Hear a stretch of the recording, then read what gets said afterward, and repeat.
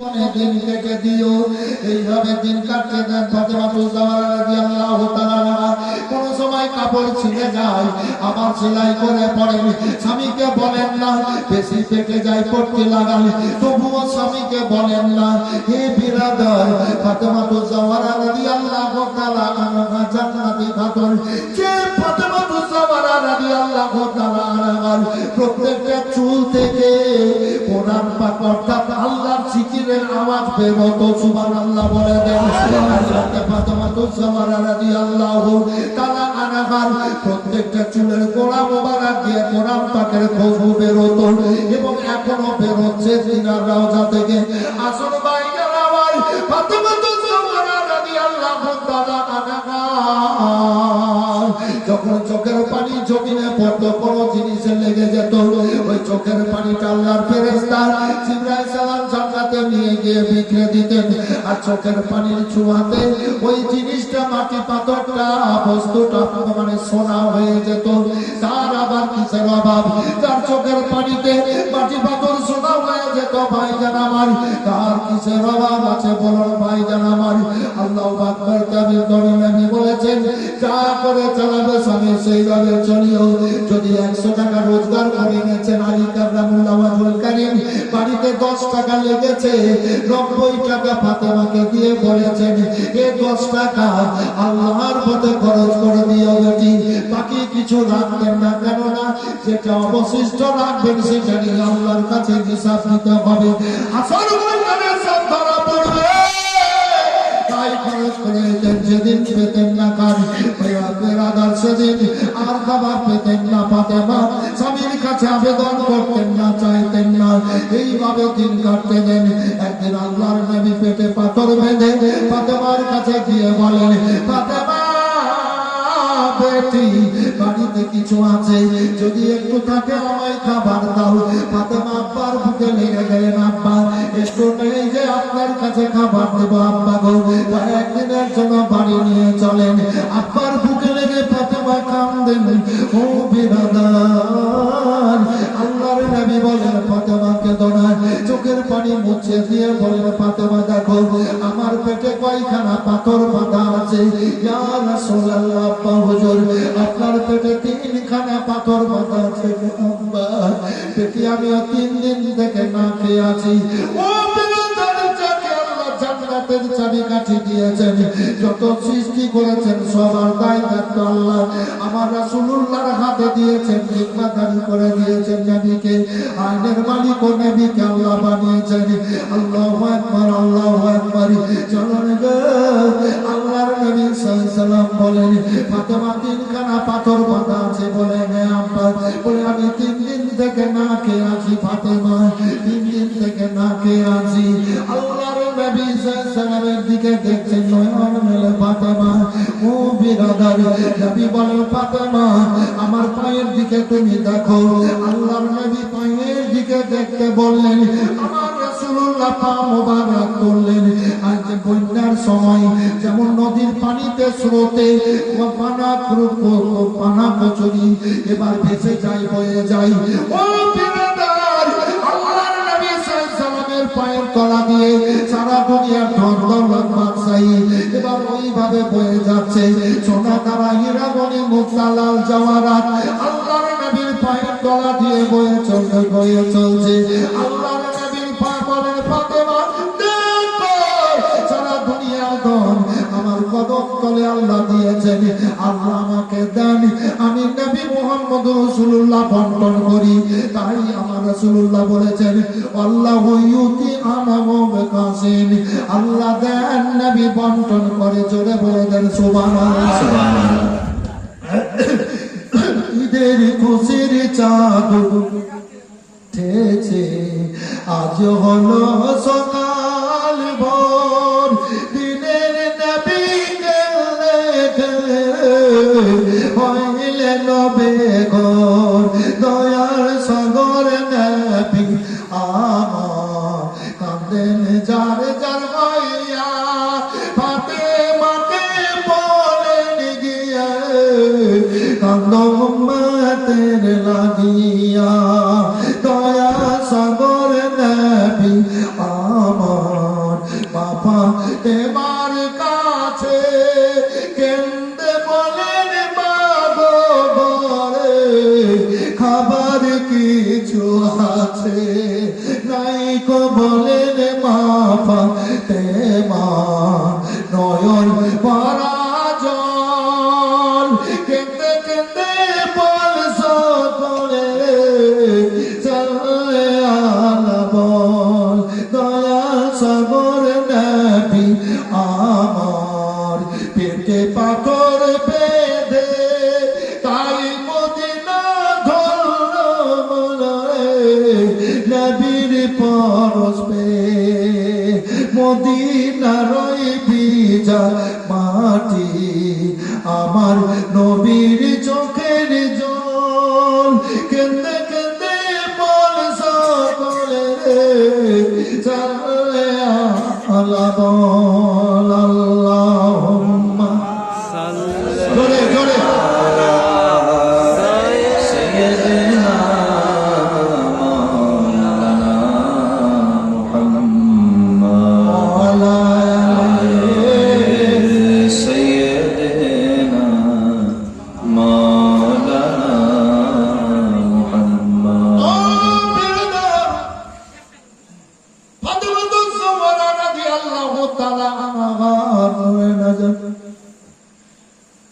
लगते जिगर हुसैन রাদিয়াল্লাহু তাআলা আনহু আল্লাহর নবী সাল্লাল্লাহু আলাইহি ওয়াসাল্লামের কাছে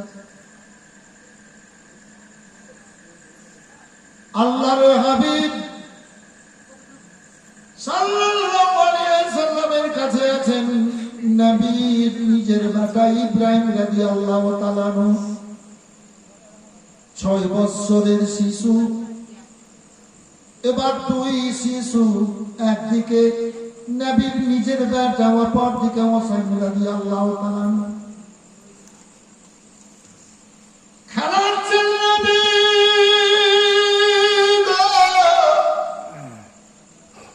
দুই জান্নাতি ফুল খেলতেছে হাসতেছে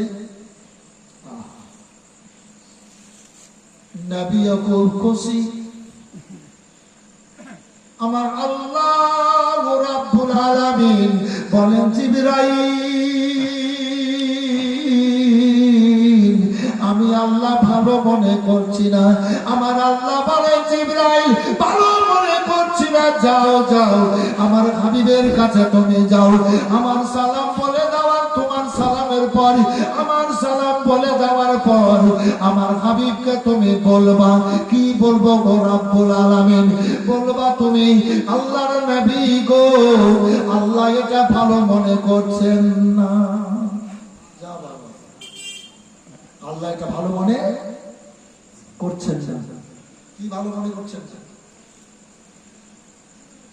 আল্লাহ ভালো মনে করছেন না আপনি দুই ছেলেকে নিয়ে খেলেন আর খেলেন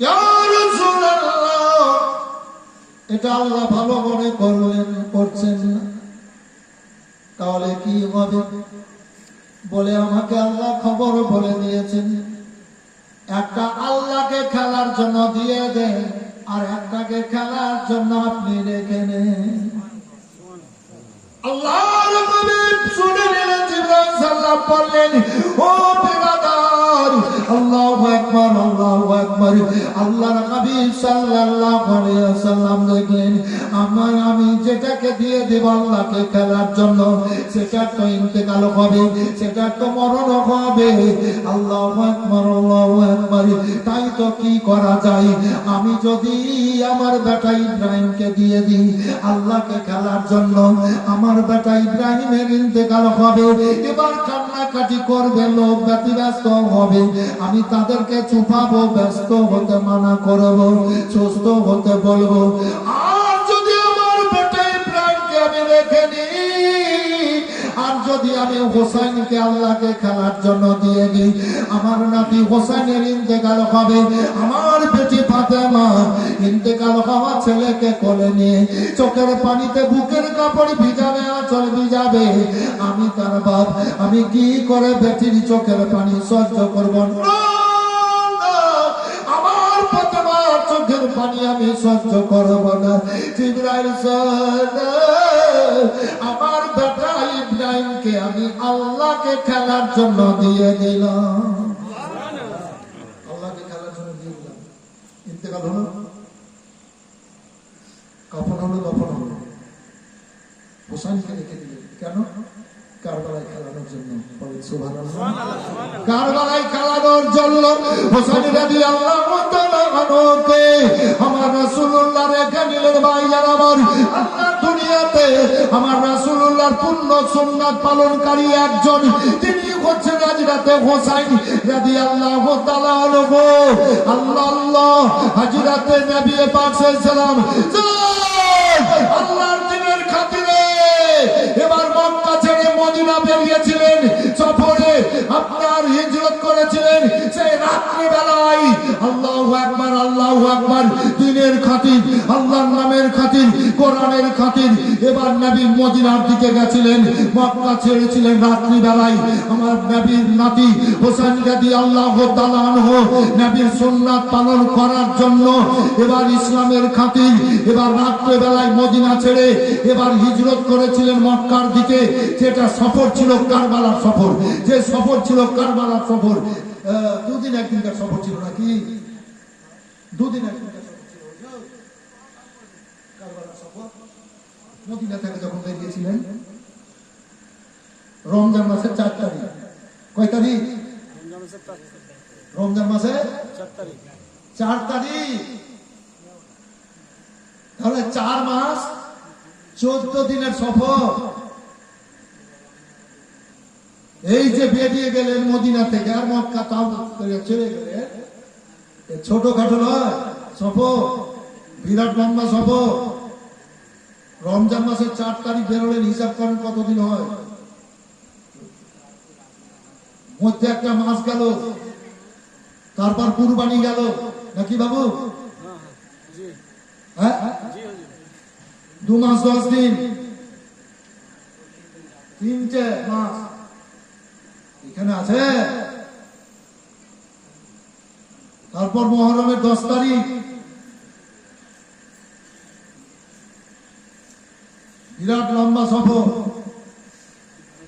নবীর সুন্নাত পালনকারী হোসাইন রাত্রে বেলায় মদিনা ছেড়েছিলেন। আল্লাহ রাব্বুল আলামিনের নবী সাল্লাল্লাহু আলাইহি সাল্লাম আল্লাহর হুকুমে মক্কা ছেড়ে গেছিলেন তাই ইসলাম প্রচার করার জন্য। তাইফের মানুষেরা এত মেরেছিল, এত মেরেছিল, আল্লাহু আকবার, এত নবী আমার জখম হয়েছিলেন, গোটা শরীর খানা চাদরের মতো ঝাঁঝরা করে দিয়েছিল, শরীরের কাপড় রক্তে লালে লাল হয়ে গেছিল। এই বিরাদার, আল্লাহ রাব্বুল আলামিনের রাসূল সাল্লাল্লাহু আলাইহি ওয়াসাল্লামের তাইফের সুন্নাত পালন করার জন্য হোসেন কারবালাতে গিয়ে 72 খানা তীর শরীরে নিয়েছিলেন।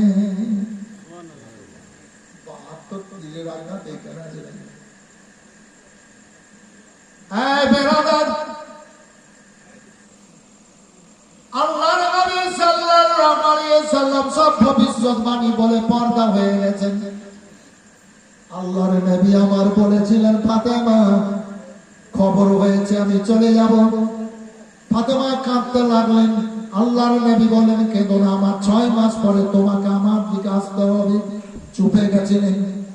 একদিন মায়েশা রাদিয়াল্লাহু তাআলা আনহা ফাতেমাকে বলেন, ফাতেমা ওই দিন দেখেছিলাম আমি, তোমার আব্বা কি বললো, তুমি কেঁদেছিল, কাঁদলে, তোমার আব্বা আবার কি বললে, তুমি চুপে গেলে এবং হাসলে, ব্যাপারখানা কি? বলে, আব্বার সাথে আমার একখানা গোপন রাত ছিল। আল্লাহু আকবার, আল্লাহু আকবার বললে হবে না? বলে, না, এটা বলা যাবে না। আল্লাহর নবী বলেছিলেন, ফাতেমা আমার 6 মাস পরে তোমাকে, আইকের আওয়াজটা একটু বসে চলে কি? আমি যে ছাড়তে বলেছিলাম তারপরে বসার যুক্ত।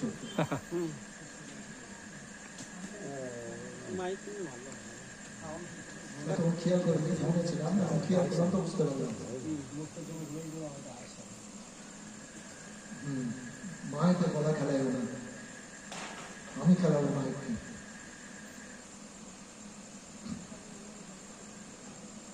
মজলিস খুব সুন্দর, আল্লাহ ভালো রাখো, ভালো থাকুন, আল্লাহ যেন কবুল করেন, বলেন আল্লাহ আমিন। সাধারণ মানুষ আর আলেমের হজের সাথে পার্থক্য আছে, আসমান জমিন পার্থক্য আছে। এরাম বেঁধে ওটা কাফন এরাম বেঁধে কাবা তপ করতে যায় মানুষ, কি যায় না? এরাম বাধাটা কি দুনিয়ায় একদিন মানুষ বেঁচে থাকতে মরে যায়, মানে মরা মানুষকে কাফন পড়ে না, একটু হ্যাঁ বলেন না?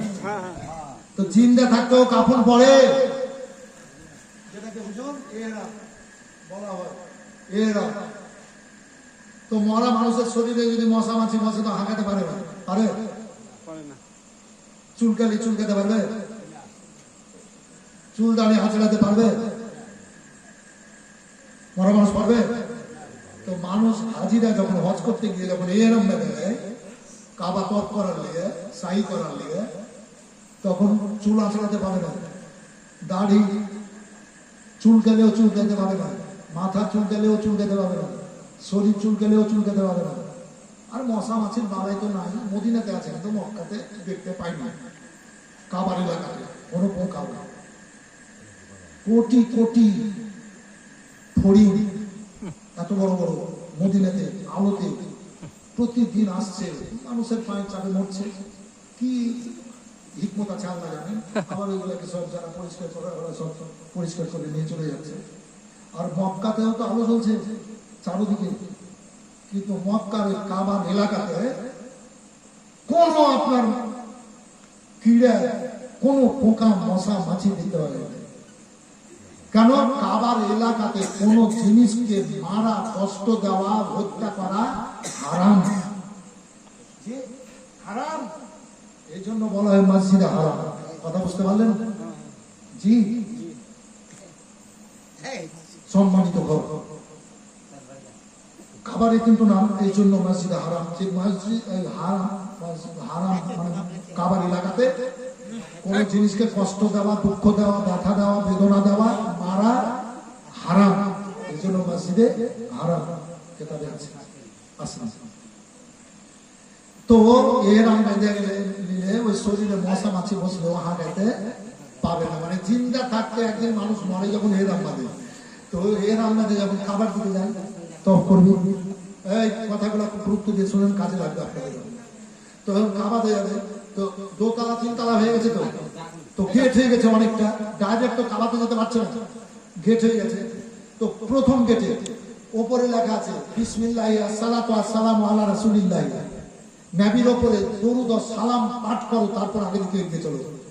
আর এটা পড়ার পর যে দোয়াটা করবে হাজিরে, সেই দোয়াটা আল্লাহ কবুল করবেন, সেই দোয়াটা আল্লাহ কবুল করবেন। আপনাদের জন্য আমি দোয়া করে এসেছি, জি, সেই দোয়াটা আল্লাহ কবুল করবেন।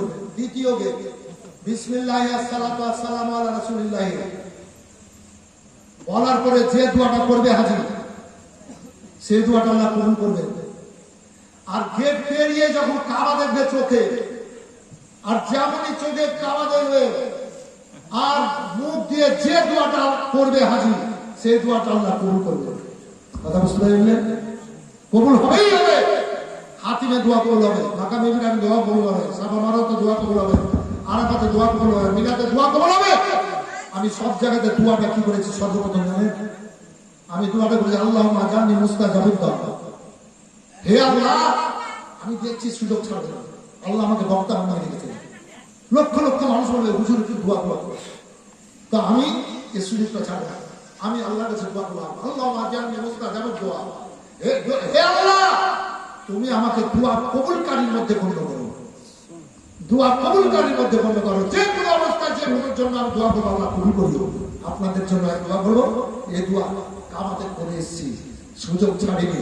তারপর নিজের জন্য যা দোয়া করার আল্লাহর কাছে চেয়েছি।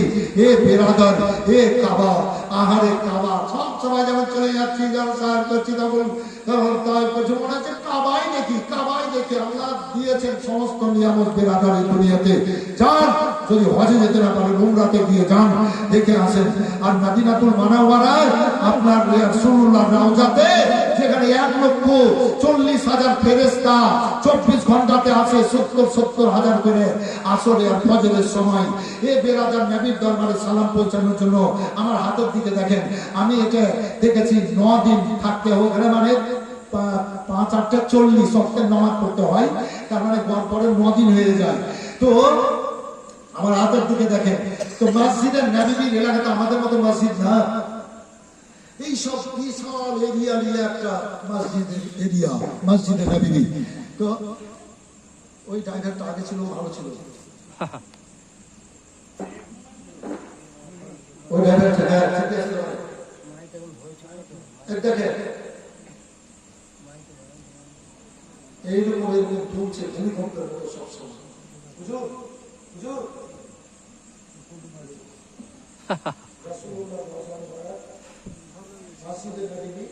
সব সময় মনে হচ্ছে এরকম তুলছে, মানে ভূমিকম্পের মতো। কি আছে যে অনুভব করতে, তো যাই